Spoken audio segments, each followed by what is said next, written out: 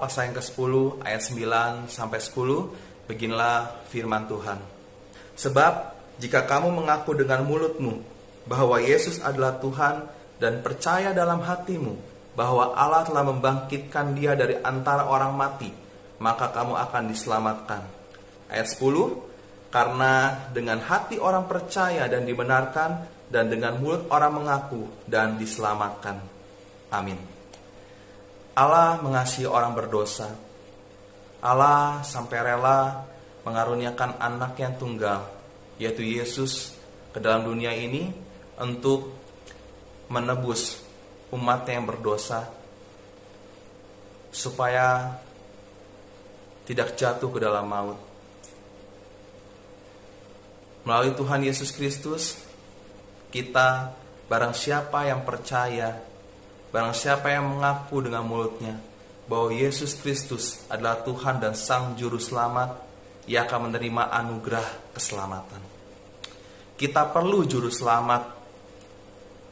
Kita sebagai orang berdosa perlu Juru Selamat. Karena kita yang sudah terbiasa melakukan dosa tidak bisa menggunakan kekuatan, menggunakan kemampuan kita sendiri. Karena kita sudah terbiasa melakukan dosa. Kita butuh Juru Selamat. Dan Juru Selamat itu adalah Tuhan Yesus Kristus. Dan firman Tuhan berikutnya dalam kitab Efesus pasal yang kedua ayat 8-9, beginilah firman Tuhan.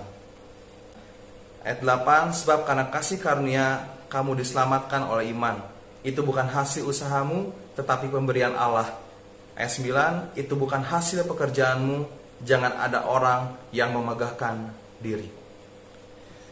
Itu semua adalah kasih karunia Tuhan.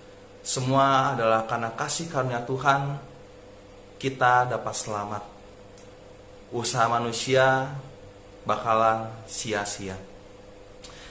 Dan ini pesan Tuhan, dan ini tugas kita, dan tugas kita berikutnya setelah kita percaya, di mana kita mempertanggungjawabkan kehidupan kita di hadapan Tuhan, untuk kita hidup semakin serupa dengan Tuhan Yesus Kristus.